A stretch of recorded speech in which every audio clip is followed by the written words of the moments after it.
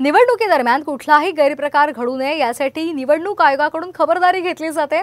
मुंबईमध्ये निवडणूक भरारी पथकानं 3.5 कोटी रुपये रोख जप्त केलेले आहेत। एटीएम मध्ये पैसे भरायला जाणाऱ्या व्हॅनमधून ही रोकड जप्त करण्यात आली आहे। भांडूप परिसरामध्ये नाकाबंदी दरम्यान ही कारवाई करण्यात आली आहे। रात्री उशिरा तब्बल 3.5 कोटी रुपये व्हॅनमधून नेण्यात येत होते।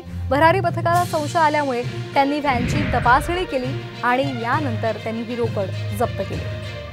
दरम्यान या संदर्भात अधिक माहिती देत आहेत आमचे प्रतिनिधी मयूर राणे।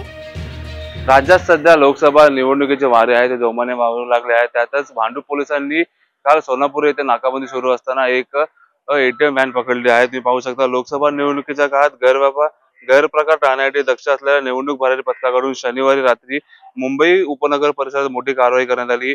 यावेळी पैशाचे मोठे घपाट त्यांच्या हाती लागले। भांडूप परिसरात शनिवारी रात्री निवडणूक भरारी पथकाकडून नोटबंदी नाकेबंदी करून गाड्यांची तपासणी सुरू होती। यावेळी सोनापूर सिग्नलवर एका गाडीवर मोठ्या प्रमाणात रोकड आढळून आली।